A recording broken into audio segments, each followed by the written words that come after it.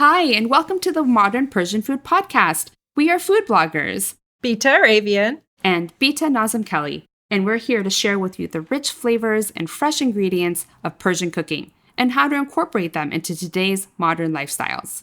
We're excited to introduce you to the flavors, tastes, and techniques we use, and also our own cultural stories and perspectives growing up in the U.S. in a Persian family. Thank you for joining us. This is Bita, and I am with the other Bita here. And we are excited to share with you guys that we're taking a little bit of a different format for the next handful of episodes and doing bite-sized micro episodes. And what that is basically we're just going to do a shorter format. We're going to hold on the Ask the Beat section, but definitely still feel free to send us your questions. And once we get back up in the fall, we will feature all of those in all of our weekly episodes.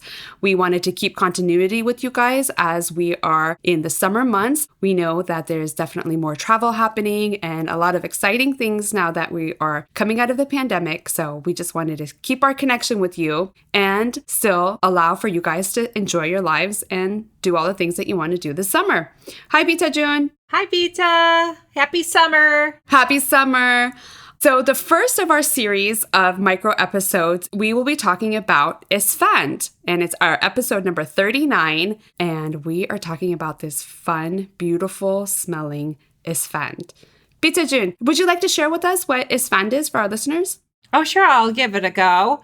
A lot of things in the Persian culture for me had been introduced when I married into a fairly traditional Iranian family that immigrated here more recently than my family did. So with my husband's family, I was introduced to Esfand early on as a somewhat superstitious custom to ward off any bad feelings or evil spirits. And anytime you kind of felt like you needed to have good energy is when we would do it. And it was usually at my in-laws' house. And oftentimes also we had like elderly family visiting, a grandma or a great aunt or something like that. And that was when it felt like we were burning Esfand all the time when the kids were little. And there's something that we would say about cheshm bad nayamed or something like that. Like, don't let the evil eye get you. Totally. So Esfand itself is like a wild rue. And when you look at it, it's like, it looks like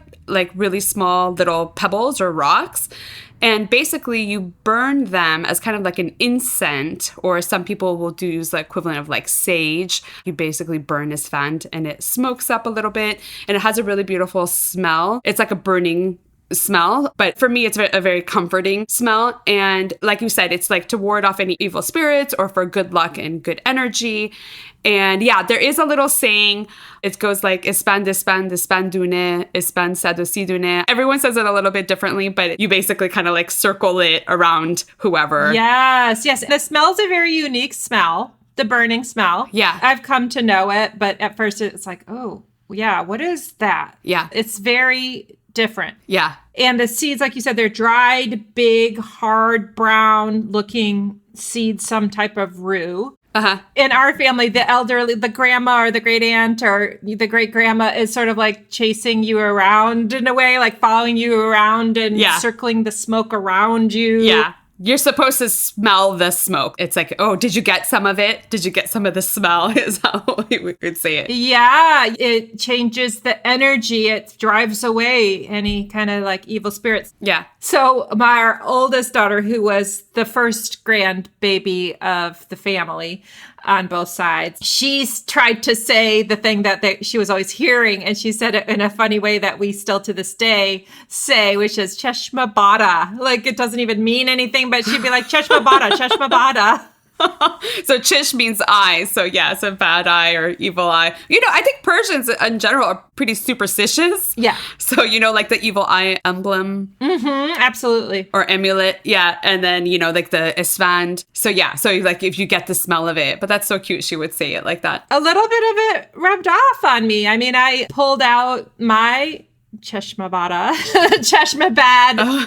The blue round eye, right? Yeah, the evil eye. Yeah, I pulled it out and I put it on the table when we had our recent graduation party. Oh, so pretty. Yeah, it looks pretty and it's just, it's superstitious, but why not keep the evil spirits away. And exactly, whatever you can do to help. So the burning the espand, you can actually kind of like do it on a little like metal tray or something right on your stovetop. even tinfoil. Even like tinfoil, I feel like you kind of have to fold it a few times just so it's a little bit thicker of the tinfoil.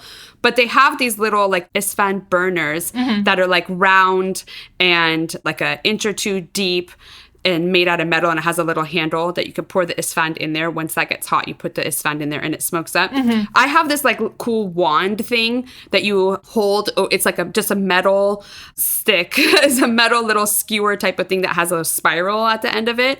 And you get that burning hot like on the flame, like if you have a gas stove. I have a jar that has Esfand in it, and I would like stick it in there and it would smoke up. And I'd like to like walk from room to room to like burn a little bit of Esfand if I was going to be burning it.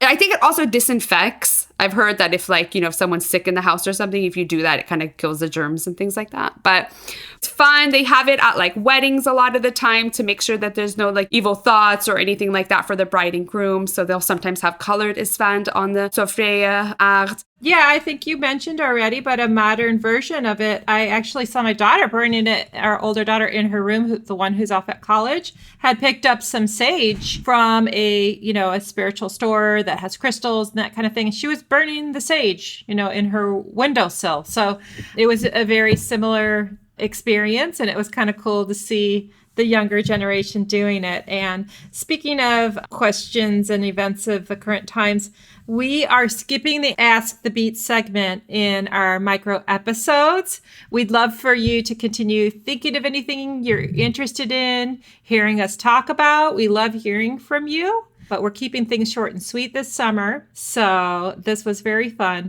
Yeah, thanks everybody. Have a good day. Thanks for joining us. Till next time. Bye. You've been listening to the Modern Persian Food Podcast with Bita and Bita. Thanks for spending time with us.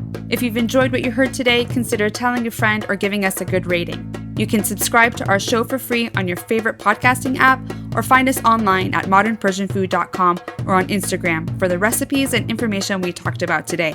We'd love to hear your thoughts and see you next time.